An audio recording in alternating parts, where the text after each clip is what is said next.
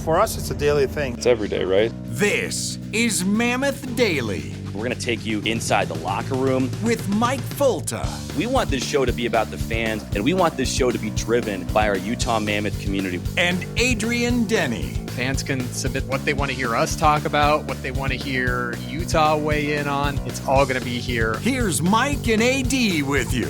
Utahns, countrymen, lend me your ears. Right here on Mammoth Daily.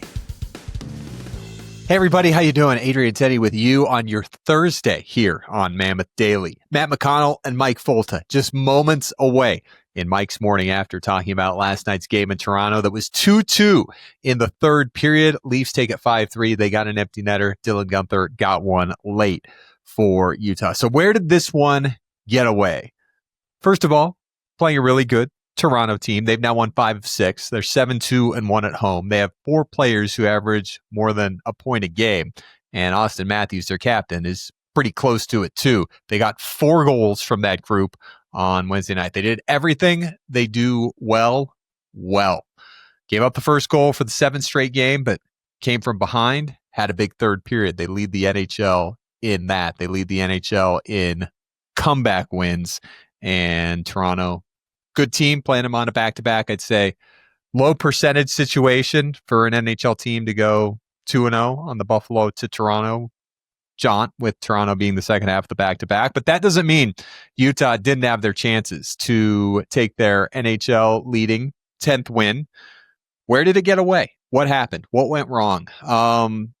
Let's take a look at the first 5 minutes of the second period. That's been an area that the team has struggled in, maintaining momentum. 4 times in 4 games, Utah's given up a goal in the first 5 minutes of the second, and it happened in the third time in 4 games on Wednesday. You remember versus Edmonton last week, Utah gave up 2 in the first 5 minutes of the second period, so that gives us 4 goals in the last 4 games, and it's happened 3 times in the last 4 games.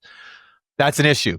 We said it on Hockey Night in Utah. Needed to come out and protect the first 5 minutes, and Toronto tied the game up, took the lead just over 4 minutes after that, and Utah's playing catch-up, but wasn't lost there. Utah got the momentum back. They drew a couple power plays, did not score on the power plays. Power play is now 0 for 10. That's not where it got away. They used the power play to generate momentum, and that fourth line of Kevin Stenlund, along with Brandon Tanev and Kyler Yamamoto, drew a penalty, had a good 5-on-5 shift that led to that Mikhail Sergachev goal. Tied us up at 2 going to the third period.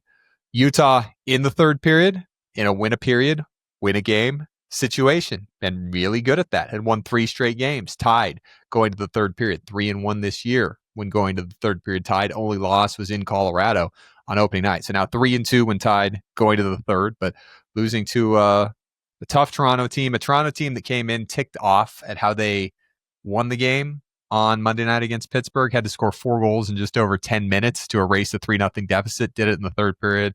They were still pretty salty about that, and they're pretty crafty in finding ways to win, kind of like Edmonton. Like, they're going to let you hang around, have your moments, but then they're going to pounce, and Toronto pounced twice in this game, 2 goals in less than 8 minutes to make it down 1-0, made it 2-1, 2-2, made it 4-2. So Leafs take it. Utah 9-5. We've got more on this game from me coming up. But right now, let's get to Mike's Morning After. And Matt McConnell is along for the second time in 3 days here on Mammoth Daily. All right, we're here on Mike's Morning After with Matt McConnell. 5-3 loss. Being escorted this way. We wanted to see guys, but our fine security folks are doing their jobs. Yeah. And Matt, I mean, just kind of disappointing third here tonight. Yeah. Right? And Yeah. this was a game that Utah was in the mix for up until the third, and then just some breakdowns in coverage, it looked like. Yeah, you know what? We talked on the television side tonight, Mike, at the very top about how leaders lead. And if you look back to the game last night, the night before in Buffalo, the leaders of Utah led. It was that top line of Barrett Hayton and Keller and Schmaltz, and they were able to score the goals and get the job done.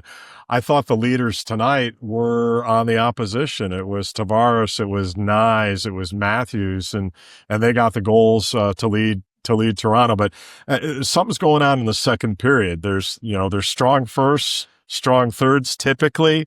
But the second periods have been a bit of a bugaboo for this Utah team, and they got to get that straightened out. That's good to know you use that word too. Bugaboo. Yeah, it's one of my favorites. Oh, is it? Well, Okay. especially talking about the second period because it's been exactly that. Yeah, it's been a bugaboo for it whatever has reason. been a bugaboo. I don't know what a bugaboo is, but I just know that we think of it as a problem, right? So you bug me, I bug you, we bugaboo. We bugaboo. Yeah, exactly. So we'll move right along off after that bugaboo situation, but no, I think it's the maturity side of it too, where they've, when they get into tough situations, they've just got to live for another day. You know what I mean? They can't be pressing all the time, and that's going to be something that they're going to have to continue to learn how to, get through. Yeah. And like, I think we have to mention it, the kid line having a tough go out there. They're out there for a couple of goals against, and when things are rolling, they look like they're the best line in the league. Yeah. But right now they're in a bit of a rut.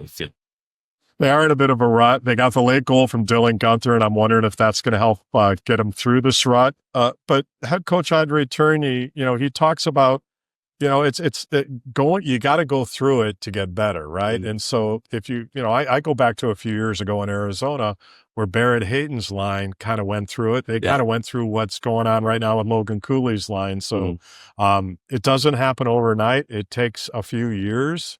It's a new line, right? JJ Peterka's kind of new to the whole group too. So we'll see. We'll see what they do. Like we'll see if they make some changes in terms of lines. I don't know. Maybe they'll mix it up, or maybe they'll keep them together. But they'll practice here in a couple of days, and we'll keep an eye on all that. Schedule's kind of weird too, right? Because you have the back to back, then 2 days, then another back to back. So start, stop. It's like it's like driving on State Street in rush hour. You're getting stuck a little bit. But that's going to force this group to, I think, be mature in some of these weird scheduling spots. Yeah, the whole group, the whole hockey operations group is really good at managing rest and managing the time and everything. So it'll be interesting. They're not going to practice tomorrow. It's the mandatory day off, according to the CBA.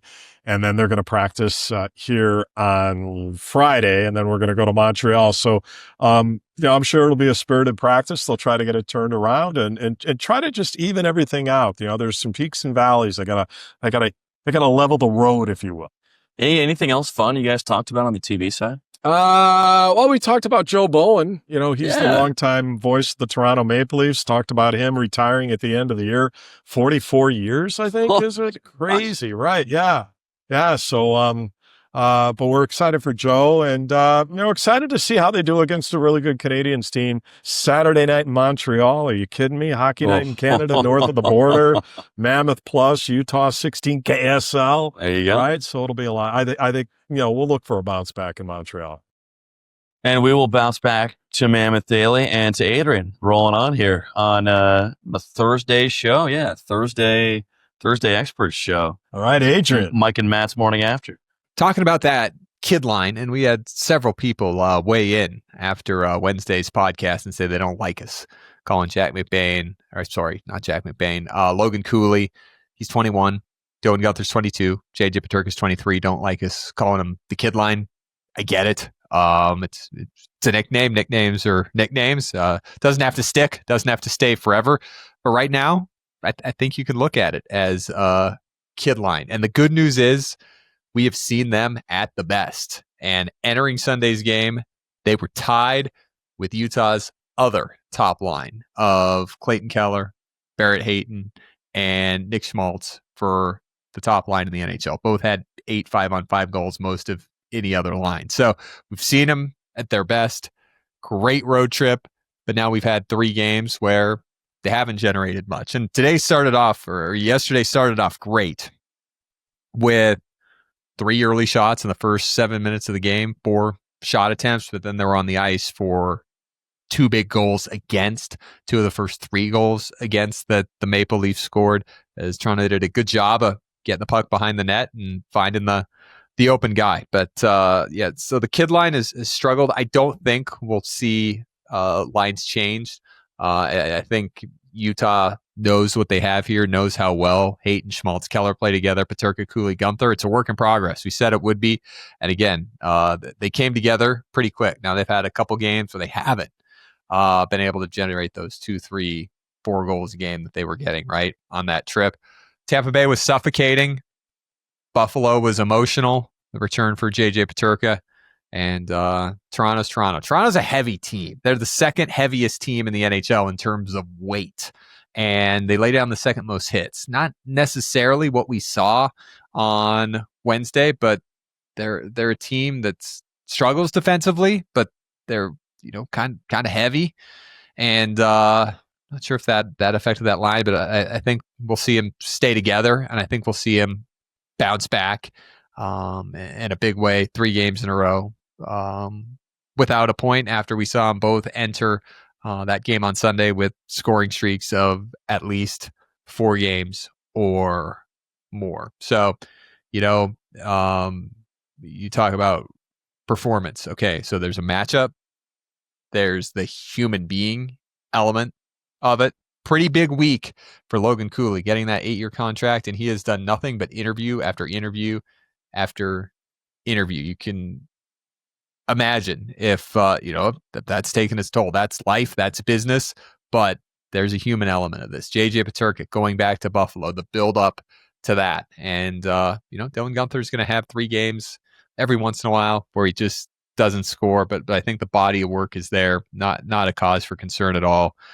Just getting back to that consistency word that we said in training camp was going to be our buzzword of the season. A line that is playing well and playing together for the first time. Jack McBain, Michael Carcone, Lawson Krause, and they got a big goal for the Mammoth to make it 1-0 on Wednesday night. Just a simple dump in by Jack McBain. Lawson Krause comes in, rips it away from the defenseman, Brandon Carlo, and then sees Michael Carcone out in front for the goal. So just kind of a simple dump in there.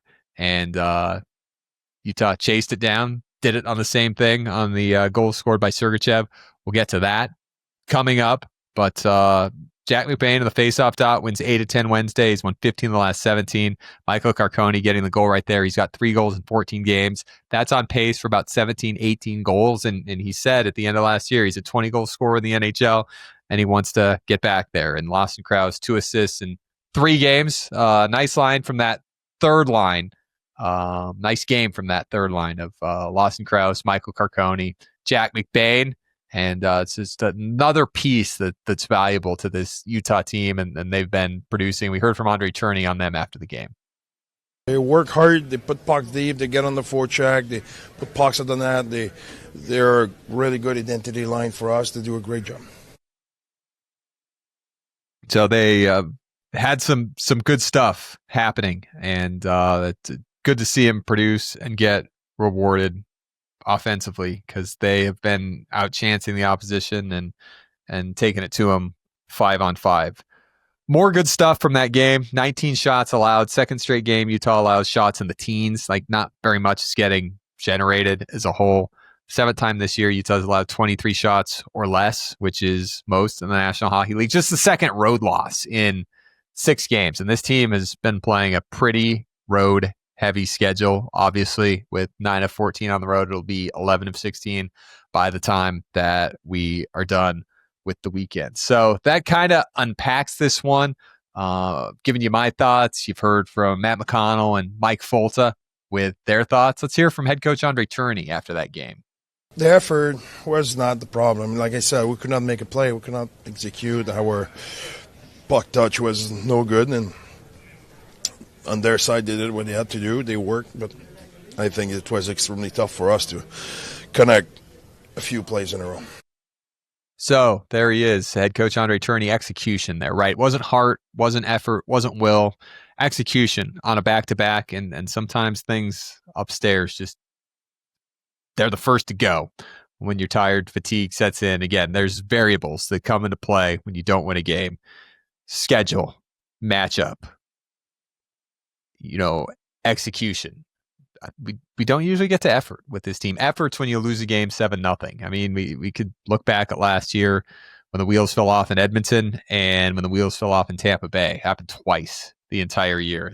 This team, when they lose, they're in the games. 2-2 in the third here, 2-2 against Tampa Bay on Sunday, 1-1 against Chicago. That first road trip, 1-1 against Colorado. That first road trip, both those games were third period scores. Lost that game to Edmonton. You're up 2-0 after one, up 3-2. So the team's in it. Not going to be perfect. The other team is going to be good. It's the NHL. Everybody's good. The teams you've lost to in this stretch: Edmonton Oilers, Tampa Bay Lightning, Toronto Maple Leafs. Oh, it's a gauntlet, but that's what you see in the National Hockey League. Teams you've beaten so far this year. You've beaten the Colorado Avalanche. You've beaten the Winnipeg Jets.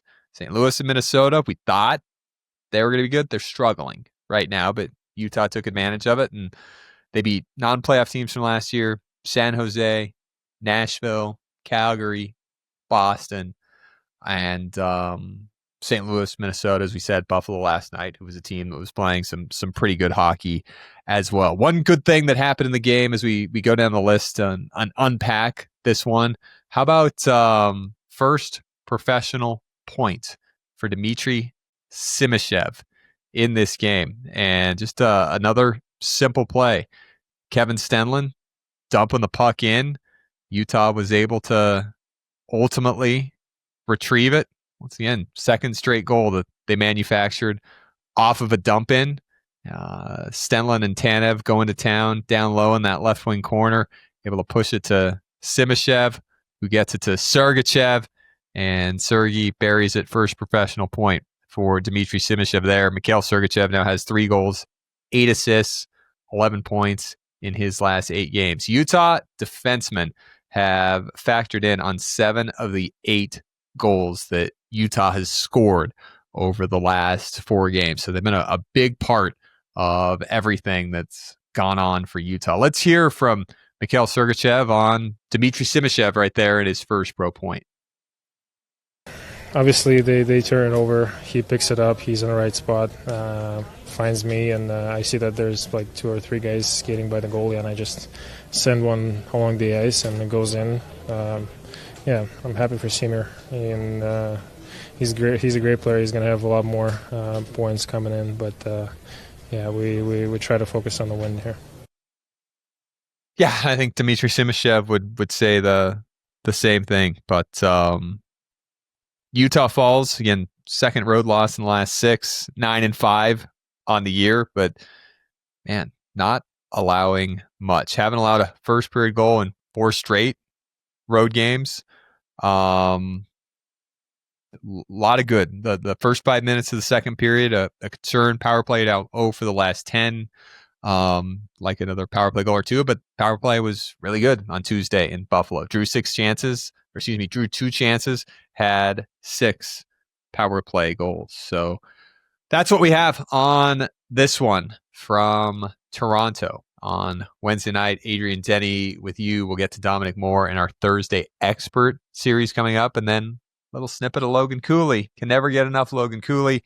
He joined this week's NashCast. I'll tell you where you can get that episode, listen to it, watch it with Tyson Nash and Mike Folta. It's Utah wrapping up this road stretch, and you know we've been saying it all week. It catches up to you, and if this was a trip Utah can take 4 of 8 points, find a way to win 1 more of these games in Montreal or Ottawa, huge success. Because when you're on the road this long, and apologize in advance, I'll make it quick. This is not interesting content. This is not an interesting take. This is just reality, and the players don't talk about it. Coaches don't talk about it because they don't make excuses. It catches up to the body when you are abnormally on the road for stretches like this. 8 of 9 games, 1 home game in 3 weeks, and you're tired, wears down the body. And I'll give you one quick example. I've seen it for years. Teams at the end of a road trip, you don't often recognize them, but hopefully this Utah team, we know their talent, we know their will, we know their want. They're going to go in and push and see if we can get 2. If we get 1, great. But the body is going to start to feel it. And when I was in Tucson with the Roadrunners in the AHL, we had a Gem Show road trip in February. A Gem Show, largest in the world, came into Tucson, took over the town. Team was out of the arena for almost the entire month of February. Lawson Krause, Barrett Hayton, Michael Carcone have been on a Gem Show road trip. And it would start out fine, and we had some really good Roadrunners teams.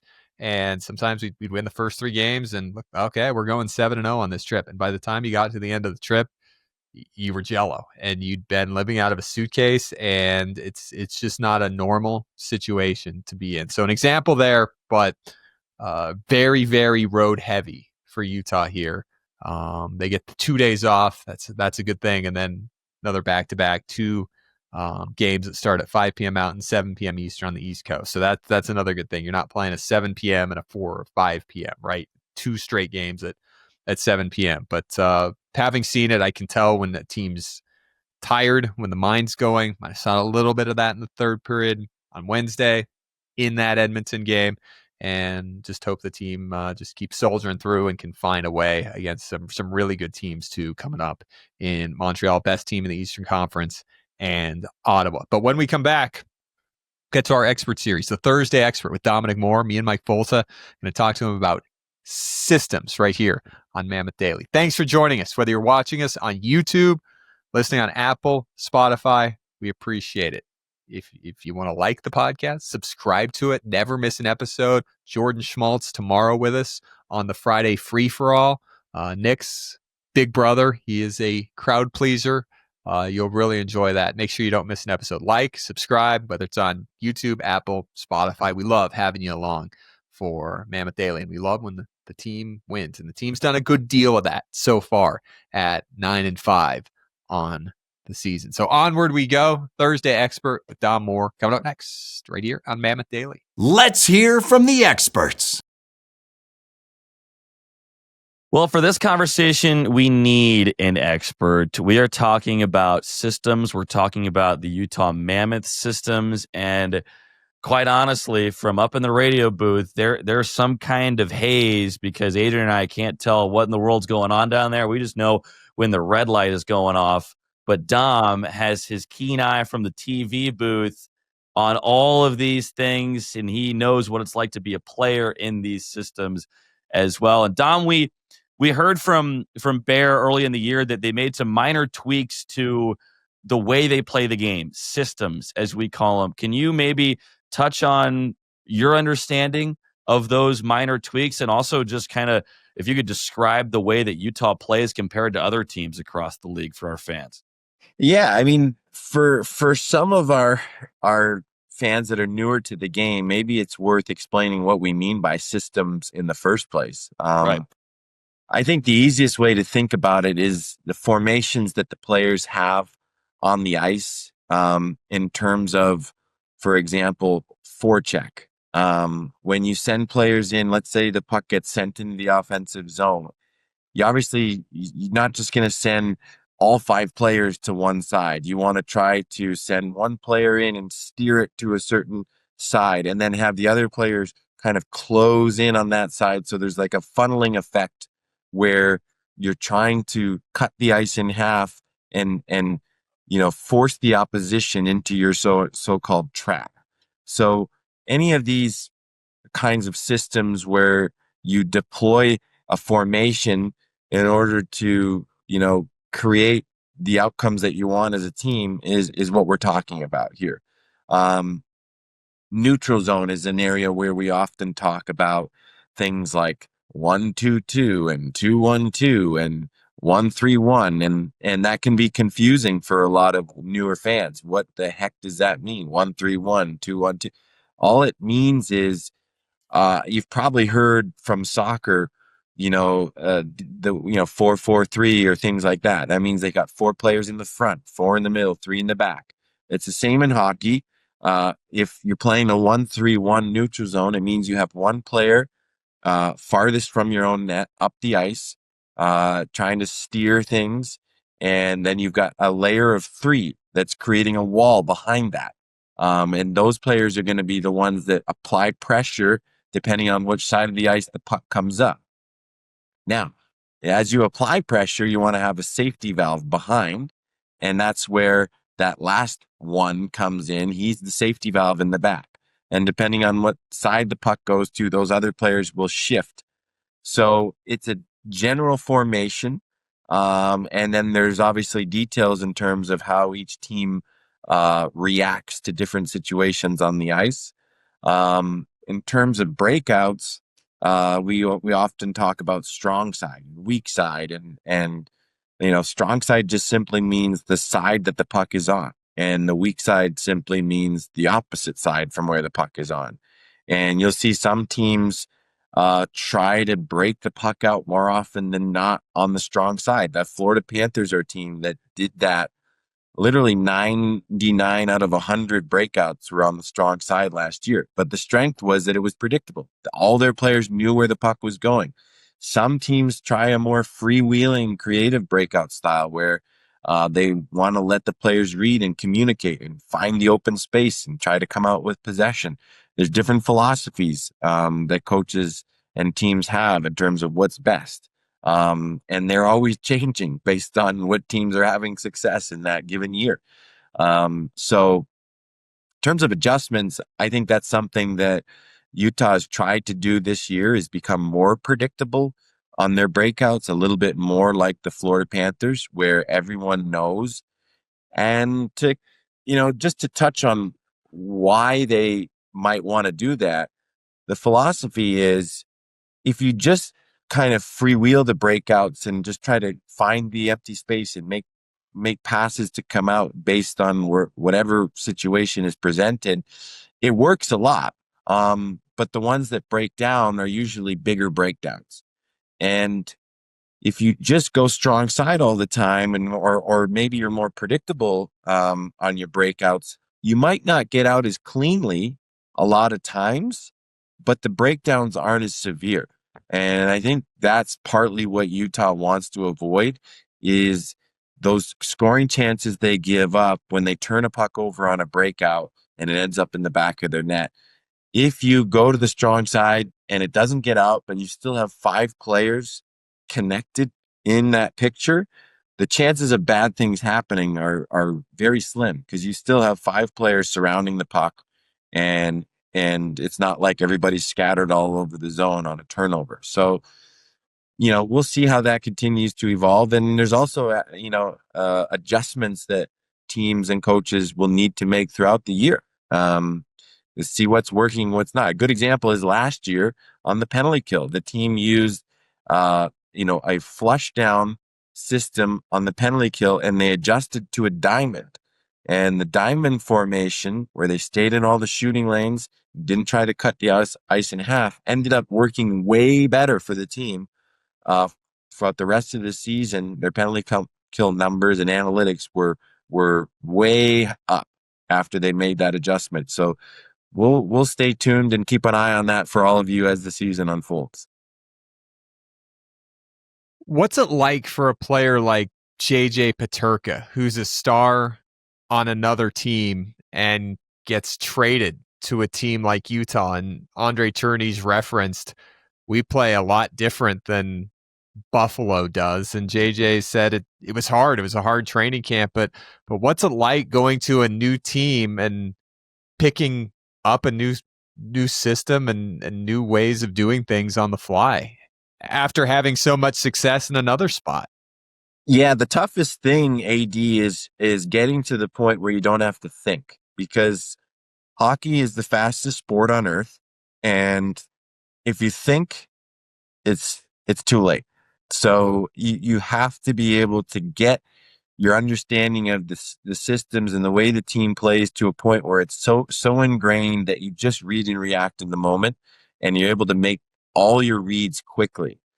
Obviously, he who hesitates is lost is a saying we all know, and that really applies in hockey. So I think the goal for JJ Peterka is to get to the point where he can play with instinct and he can play with speed, because this game's too fast to be able to just think. It's by the time you process that, it's too late.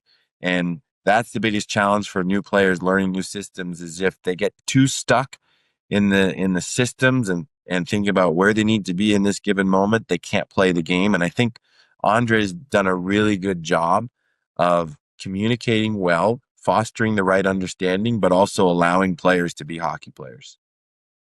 Utah's power play is run by Blaine Forsythe, who was a longtime coach in Washington with the Capitals and coached a power play, or helped run a power play that had guys like John Carlson and Alex Ovechkin, Nicholas Backstrom on it, and now he's coaching Utah's power play. You got Dylan Guenther on the one-timer on that left circle, although we did move to the middle the other game. That was a unique twist. You've got Keller on the half wall, kind of at the controls over there, Sergachev up top. What have you seen through a year and a few games of Utah's power play that you've liked, and what are some other options that you'd like to maybe see employed? I think, first of all, Blaine Forsythe has done an incredible job with the power play, and all the coaches, John Madden on the penalty kill, Andre Tourigny, they've the clarity that the players have in terms of how they're playing the game is very evident, and credit to them, and also credit to the way that they've made adjustments on the penalty kill, as we talked about, on the power play, as we talked about. For the power play in particular, adjustments, I think, are even more important, because once you start to have success, teams take that away. Dylan Guenther scores a handful of goals. Well, guess what? The teams are watching video, and they're going to take away that threat. So you got to play that cat and mouse game. Where are you going to attack from somewhere else, so that you got to keep them honest? To me, that's something they did well last year at times, where all of a sudden Clayton Keller became more of a threat to shoot. They used the middle of the ice, the bumper position, where Nick Schmaltz is, put the puck in there, and that kind of collapses the opposition diamond around him and opens up opportunities for other people. They use down low plays a lot with Barrett Hayton or Logan Cooley when he was on the power play. Having a multifaceted threat is a big part of it. The one area that I'd like to see more, and our Utah fans have heard me say this on the air, is I really want to see Mikhail Sergachev shoot the big bomb more. He likes to take the wrist shot from the point, still could do that more, but I rarely see him take the big one-timer from the middle of the ice. And to me, I think of some of the great power plays in the last 5 to 7 years. The Tampa Bay Lightning are one of them. They got a great shooter, Steven Stamkos, who was over there on the right where Dylan Guenther's camped out. They had an incredible playmaker in Nikita Kucherov, where Utah is an incredible playmaker, in Clayton Keller. And they had Victor Hedman, a left-handed defenseman at the top, who had an absolute cannon of a blast, and he used it. And when he did use it, it opened up opportunities for Kucherov and Stamkos. And Sergachev, I think, still needs to use that shot more. How do you assemble a power play unit? What are you looking to do with those 5 guys? Because when you got a lot of skill guys, you wish they were all on the first power play unit, but it wouldn't be feasible, right?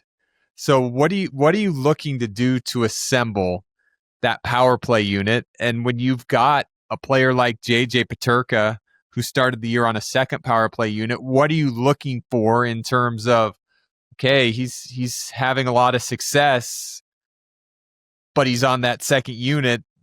Do we want to move him to the first? But at what cost would a decision like that come from when you're trying to keep the chemistry and production of the first unit? A lot of it, it's a good problem to have when you have, players that are deserving of, more power play time. A lot of it comes down to the handedness of the player. So as a left-handed shot, JJ Peterka, if Clayton Keller's going to be the primary playmaker, he's camped out, on the right side of the umbrella, and he's looking to the middle of the ice to make plays. And if JJ Peterka's on the ice as a left-handed shot, he cannot take a one-timer from a pass from Clayton Keller. And so that's why you see Nick Schmaltz on the power play. If JJ Peterka was a right-handed shot, I'm almost certain he'd be out there on that unit, because you'd have Dylan Guenther and another lethal shooter in the bumper. That's not to take anything away from the playmaking ability of Nick Schmaltz, who absolutely provides incredible value in that spot and in that role. And we saw time and time again the way that Nick Schmaltz can make plays from there.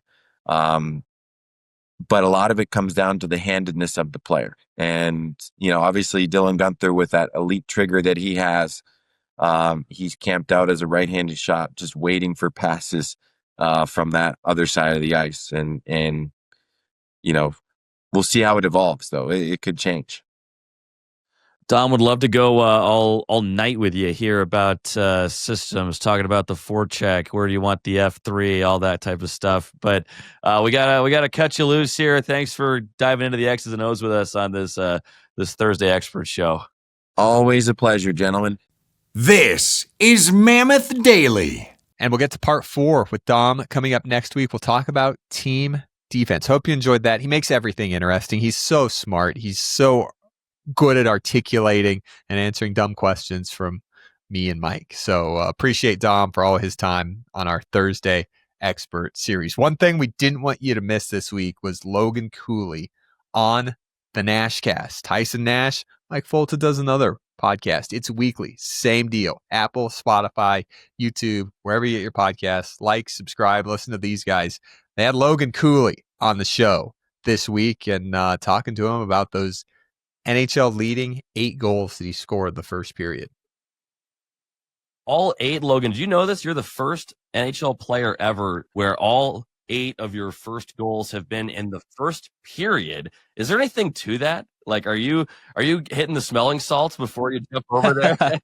Yeah, I mean, I think, Tice, you could probably agree to this, but there's nothing better than, maybe getting a first period touch, like your legs feel a lot better. You're juiced up. And I don't know. I think, for me, I like coming out flying early, and you got to take advantage of that when you're feeling good.